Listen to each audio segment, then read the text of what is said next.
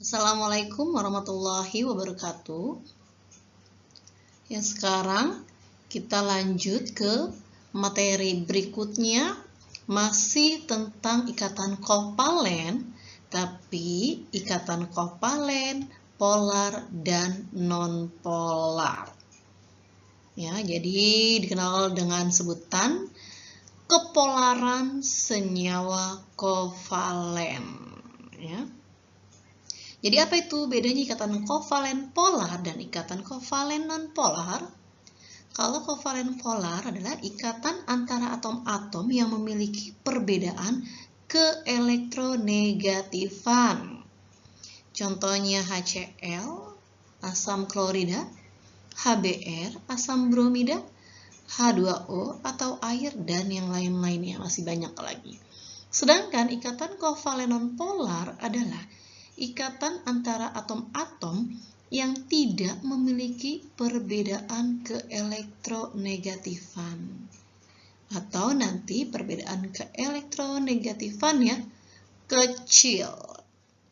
Contohnya H2, CH4, dan lain-lain. Nah, jadi ada beberapa ciri-ciri ya. Kita bisa membedakan mana yang kovalen polar, mana yang non-polar.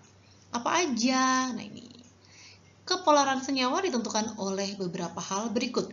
1. Yaitu jumlah momen dipol. Jadi, kalau momen dipolnya sama dengan 0, maka dia non-polar. Sedangkan kalau momen dipolnya lebih besar dari 0, maka polar. Momen dipol itu besaran yang menggambarkan dua muatan berlawanan yang dipisahkan oleh jarak. Ya, jadi momen dipol ini termasuk ke dalam besaran vektor. Besarnya sama dengan muatan dikalikan dengan jarak antara muatan. Dan arahnya dari muatan negatif ke muatan positif. Jadi kamu tidak perlu mencari menghitung momen dipol, tapi udah ada datanya. Nanti kamu tinggal mengelompokkan aja mana yang polar, mana yang non-polar dari harga momen dipolnya. Yang kedua, bentuk molekul. Bentuk molekul simetris, maka dia nanti senyawanya non-polar. Lalu kalau bentuk molekul asimetris, maka termasuk senyawa yang polar. Nah, simetris dan asimetris bedanya apa? Nah, misalnya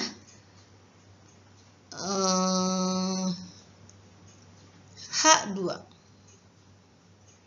Nah, ini H dengan H. Kita tahu kan, H itu punya elektron valensi 1. H yang ini juga sama.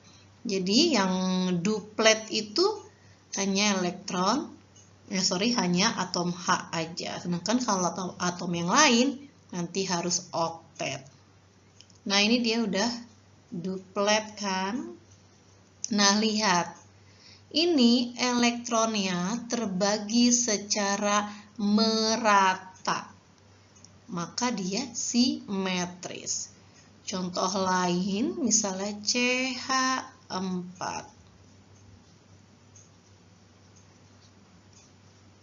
Nah, C-nya 1, 2, 3, 4, hanya 1 kan? Nah, ini. Jadi, elektronnya tersebar secara merata. Sehingga nanti dia bentuknya simetris. Sedangkan yang asimetris, contohnya di sini misalnya adalah HCl, H1, sedangkan Cl ada 7 elektron valensinya. 1, 2, 3, 4, 5, 6, 7. Nah, ini persebaran elektronnya lebih banyak di Cl. Jadi kemampuan keelektronegatifannya lebih besar Cl dibanding H ya. Sehingga nanti elektron lebih mengkutub ke Cl. Sehingga nanti dia negatif, H-nya positif. Nah, itu ya. Terjadi pengkutuban. Berarti terjadi polarisasi, kepolaran. Oke, jadi dia tidak simetris karena elektronnya tidak terbagi secara merata, tapi lebih mengkutub ke atom klorin atau Cl. Kemudian yang ketiga, molekul yang terdiri atas dua buah atom. Kedua atom sejenis nonpolar, kedua atom tidak sejenis polar. Nah, ini kalau H2 ingat ya, pecel Brihno. Jadi molekul diatomik. Disebutnya molekul diatomik. Ya. Atau molekul unsur F2. Jadi pecel Brihno. Jadi ini molekul di berarti 2 kan? Yaitu jadi F2, Cl2, Br2, I2, H2, N2, O2. Oke. Jadi kalau nanti di kelas 11 apa itu molekul diatomik, kamu harus hafal ya ini. Ingetin aja. Pecel Brihno. Gitu. Nah, kalau kedua atomnya sejenis kayak begini, otomatis dia non-polar. Kalau yang tidak sejenis, maka polar. Tapi harus dilihat dulu nanti dari ciri-ciri yang lainnya. Yang keempat, molekul yang terdiri atas 3 atau lebih atom. Yaitu atom pusat punya PeB. PeB adalah pasangan elektron bebas. Maka dia bersifat polar. Sedangkan kalau atom pusat tidak mempunyai PeB, maka dia non-polar. Jadi bisa juga dilihat dari ciri-ciri yang keempat. Nah ini, CH4. Elektronnya terbagi secara merata. Atom pusatnya yaitu atom C yang berada di tengah sebagai atom pusat. Atau disebut atom pusat. Lihat, atom pusatnya tidak punya PeB, maka dia non-polar. Sedangkan kalau atom pusat yang punya PeB, contohnya NH3. Jadi N-nya ada 5.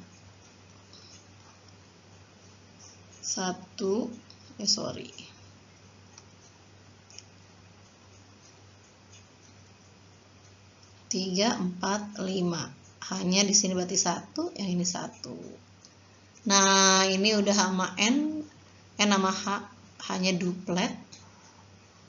Nah, lihat yang ini ada PeB, pasangan elektron bebas, tidak dipakai untuk berikatan dengan H. Ya. Maka si N ini atom pusat yang punya PeB. Sehingga NH3 termasuk polar. Oke, semoga paham. Nah, nanti nih contoh yang lainnya kita lihat. Nah, ini tadi ya, dari harga ke elektronegatifan. Kayak tadi yang diatomik. Misalnya F2, F sama F sejenis kan? Nah, berarti harga ke elektronegatifannya F berapa? 4. Maka nanti 4 dikurangi 4, 0. Jadi dia tidak punya harga ke elektronegatifan. Lalu contoh yang lainnya, misalnya H2O. H2O. Nanti berapa perbedaan ke elektronegatifannya? Misalnya saya singkat ini ya. Antara H dengan O. H-nya harganya ke elektronegatifannya 2,1, O 3,5. Maka nanti ngitungnya itu intinya yang besar dikurangi yang kecil. Ini hanya ada 2, cuekin aja. Berarti 3,5 dikurangi 2,1. Maka harganya 1,4. Nah, ini perbedaan ke elektronegatifnya sangat besar, maka H2O itu polar. Ya. Nah, itu dari harga ke elektronegatifan. Nah, tadi CH4 termasuk dia non-polar, bisa dilihat dari ininya, struktur Lewisnya tadi yang dia terbagi secara merata atau atom pusat tidak punya PeB. Bisa juga dilihat dari harga ke elektronegatifannya. C 2,5, H 2,1. Berarti 2,5 dikurangi 2,1 yaitu 0,4. Nah, kalau kurang dari 0,6 maka dia termasuk non-polar.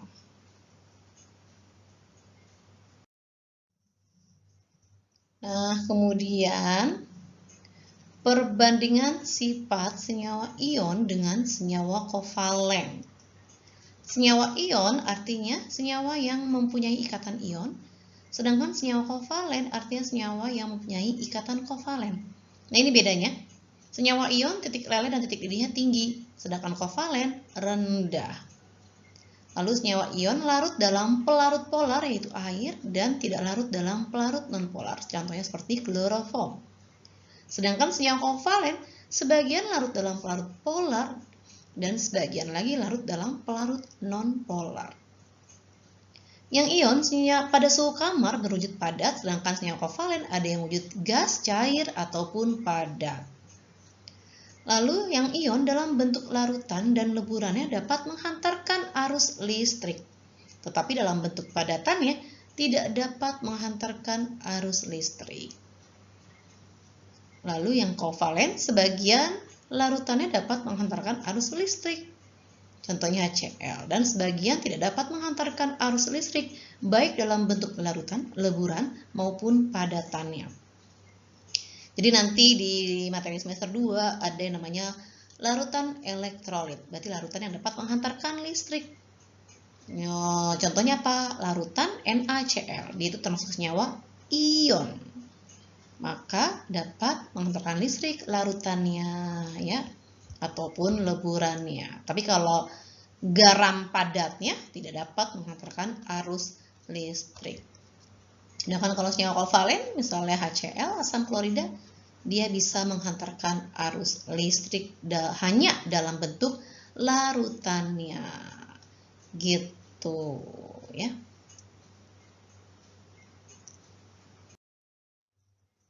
Nah, kemudian ada yang namanya penyimpangan kaidah oktet dan duplet. Yang pertama, yang disebut senyawa yang tidak mencapai kaidah oktet atau disebut senyawa oktet tak lengkap. Ya, jadi tidak lengkap karena belum oktet. Nah, itu contohnya BeCl2 nih, Be.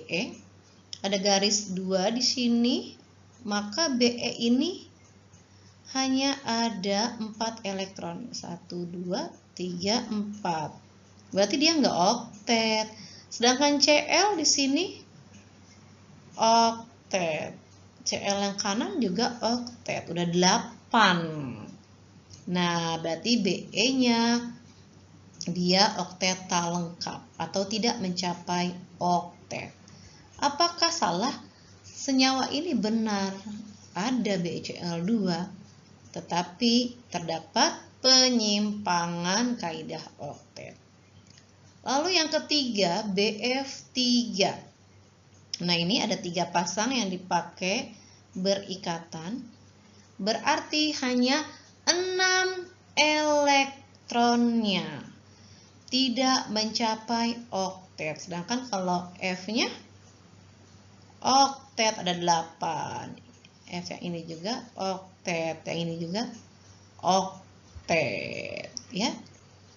Jadi bisa dilihat dari garisnya tuh ada berapa. Lalu yang kedua ada yang namanya senyawa dengan jumlah elektron valensi ganjil. Yang ganjil juga namanya juga ganjil ya, berarti yang satu tidak punya pasangan. jomblo. Nah, ini contohnya NO2. Kan elektron valensi N 7, elektron valensi O 6 ya. Pada senyawa NO2 berarti O-nya ada 2. 6 tambah 6 12 ditambah 7 19. Nah, itu ganjil ya. Lihat O-nya udah 8 belum?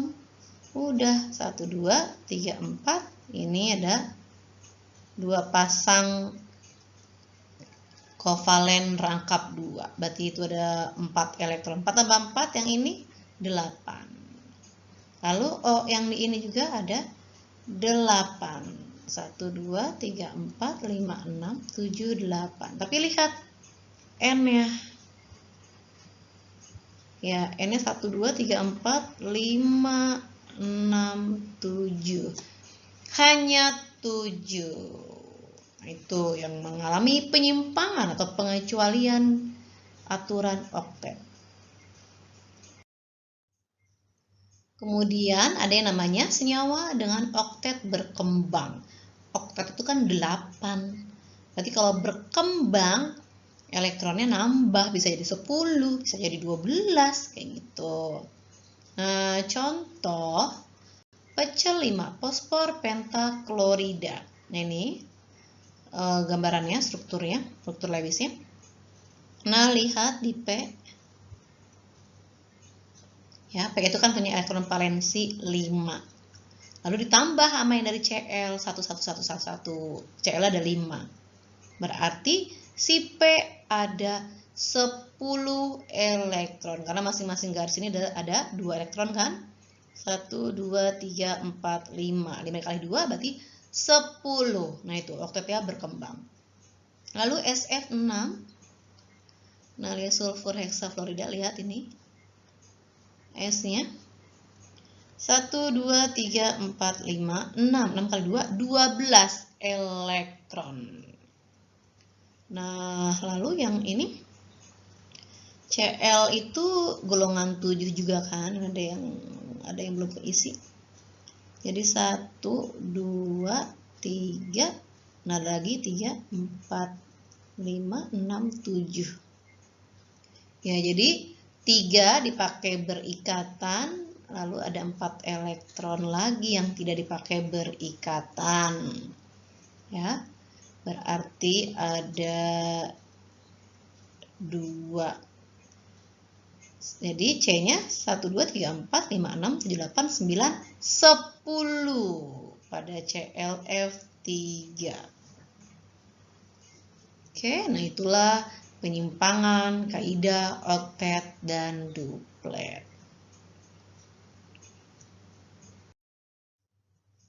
Kemudian yang terakhir ada ikatan logam. Ikatan logam adalah ikatan antar atom dalam unsur logam yang terbentuk akibat adanya interaksi antar elektron valensi. Nah, ini yang atom ya, yang plus itu yang berarti dia inti atomnya nih.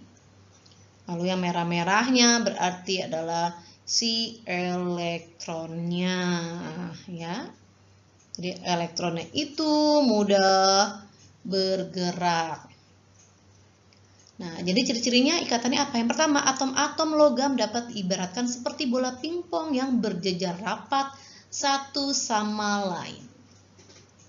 Ya, jadi misalnya di dalam suatu kotak. Nah, ini si atom-atomnya positif. Nanti elektronnya di sini. Nah, itu dia berjejer rapat. Jadi kalau ikatan ion, ikatan kovalen itu antar atom saling ada yang serah terima, ada yang pemakaian bersama. Kalau dia di dalam di dalam logam tersebut, misalnya ada sebongkah besi. Jadi ikatan logamnya di mana? Di dalam besi itu sendiri, ya. Lalu yang kedua, apa katanya? atom logam mempunyai sedikit elektron valensi, sehingga sangat mudah dilepaskan untuk membentuk ion positif. Oke, jadi elektron valensinya 1, ya 2, 3, nah itu. Jadi mudah untuk melepas. Yang ke C, kulit terluar atom logam relatif longgar. Karena apa? Terdapat banyak tempat kosong, sehingga elektron dapat berpindah dari satu atom ke atom yang lain. Nah ini nih dia, berpindah-pindah. Yang ke D, mobilitas elektron dalam logam sedemikian bebas sehingga elektron valensi logam mengalami delokalisasi. Itu perpindahan tadi ya, delokalisasi itu. Perpindahan elektron.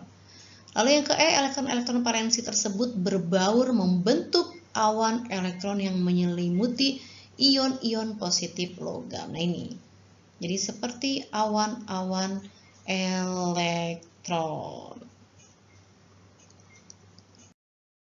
Nah, sehingga sifat logam sebagai berikut. Pada suhu kamar berwujud padat, ya, contohnya besi. Yang kedua, dapat ditempa, lalu dapat dibengkokkan dan dapat direntangkan menjadi kawat. Nah, ini pada saat ditempa, digedik. Nah, hanya berubahnya hanya bergeser doang kan dia kan, tidak ada yang hilang. Lalu yang ke C, penghantar atau konduktor listrik yang baik, udah tentu. Dan D, penghantar panas yang baik. Ya, kamu juga udah tahu ya sifat-sifat logam seperti apa. Oke, di pengertian ikatan kimia sampai di sini. Kurang lebihnya mohon maaf. Assalamualaikum warahmatullahi wabarakatuh.